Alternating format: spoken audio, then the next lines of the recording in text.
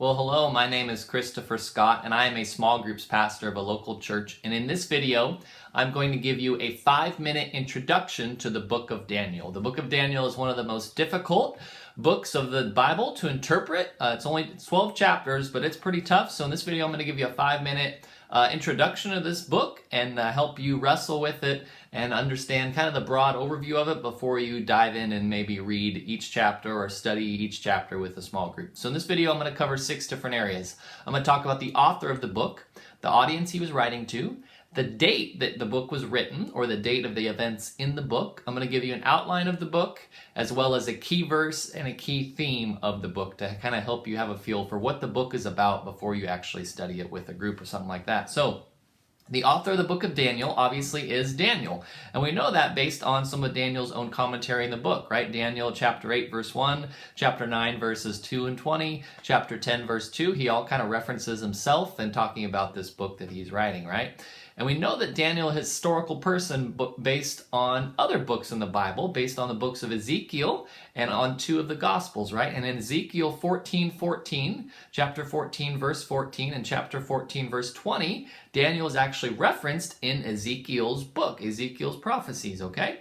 And also Ezekiel references Daniel in chapter 28, verse 3, right? So we know Daniel's a historical person based on Ezekiel and the things that Ezekiel writes down. We also know that Daniel's a historical person because Jesus references him at least once, maybe twice, in his teachings and in his things that he said. We know in Matthew 24:15 that Daniel is referenced, and possibly in Mark chapter 13 verse 14. That's a maybe, right? So Daniel is a historical person that wrote the book of Daniel. That's one of the major prophets we have in the Old Testament, okay?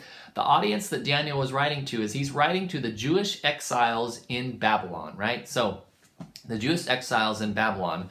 In 605 BC, King Nebuchadnezzar of Babylon comes to Judah and he starts to conquer Judah. He does that in 605, 597, and 586. And Daniel is likely part of the people that were taken back to Babylon from Judah in 605 BC. And that's really when the book of Daniel starts and the prophecies and the things that are recorded start to happen, 605 BC, okay? So the date of the book of Daniel, book of Daniel records the events between 605 BC, like I mentioned, and 535 BC, somewhere in there, 605 BC to 535 BC, okay?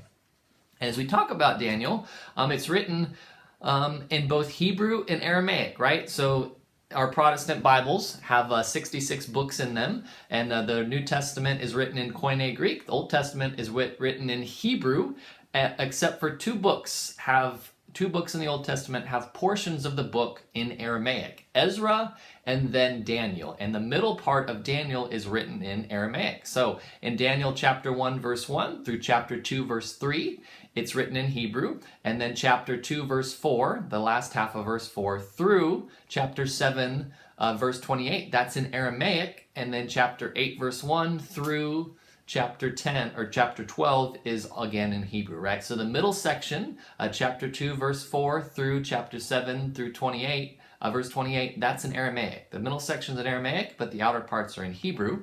And a lot of people say, well, that's weird. Why is that? No one really quite knows, but people will usually say that's because those prophecies in the middle of the book are for the Gentile foreign nations. So they were recorded in Aramaic so other people could read them, not just the Hebrews, right? That's one idea. Makes sense to me, right? And as we read Daniel, we're talking about the audience and the date. There's a prophecy by the prophet Jeremiah in Jeremiah 25 verses 11 through 12, where he talks about how Judah is being disobedient and they're going to be in exile for 70 years, okay? 70 years. And that 70 years starts, like I mentioned, in 605 BC when the first exiles are taken back to Babylon. And the 70 years occurs in 605 BC to 535 BC. And we know that because in 535, 536 BC, that's when the temple foundation is built. Okay, so that could be the 70 years. Or another view is that the 70 years starts in 586 BC and goes until 515, because that's when the temple was completely rebuilt in 515 BC. So those are the 2 views, but this book of Daniel is the fulfillment of Jeremiah's prophecies in Jeremiah 25 verses 11 and 12, right? The 70 years, okay? So An outline of the book of Daniel. I'm going to use Warren Wiersbe's outlines from his commentary, Be Resolute, and his Bible study guide that's really good. He talks about Daniel the prisoner in chapter 1, Daniel the interpreter, chapters 2 through 6, and then Daniel the seer, the prophet, the visionary, chapters 12 through 7, right? So Daniel the prisoner, Daniel the interpreter, Daniel the seer. S-E-E-R, okay, seer, okay, the prophet, all right, so that's how Wiersbe outlines the book. One thing I think, if you're going to study the book of Daniel, I suggest you get this commentary, Be Resolute, by Warren Wiersbe. It's $15, and this thing is a gem. He goes through the views of the book, he explains the book, but really on pages 13 and 14, Wiersbe gives a suggested timeline for the book of Daniel, and then he gives a suggested chronological order for the book, because the book's not in chronological order from chapter 1 to 12. It bounces around 3 or 4 different times, it bounces around. And so this book, this commentary, Be Resolute, has a suggested timeline and then a suggested chronological order, which is worth the $15 for the book, just for those 2 pages. That is a gem. So I suggest you get that. I got a link to this down below to go to Amazon and purchase it, or you can get it from your local bookstore. You can go in, it's published by David C. Cook, and they can easily purchase that for you and get it for you if you need it. So there's a couple of key verses to the book of Daniel. Warren Wiersbe talks about how chapter 4 is a good key verse to the book of Daniel, right? Chapter 4, verses 24 through 25, right? 34 through 35, I'm sorry. Chapter 4, verses 34 through 35 are the key verses according to Warren Wiersbe. After this time had passed, I, Nebuchadnezzar, looked up to heaven. My sanity returned, and I praised and worshipped the Most High and honored the one who lives forever. His rule is everlasting, and his kingdom is eternal. All the people of the earth are nothing compared to him.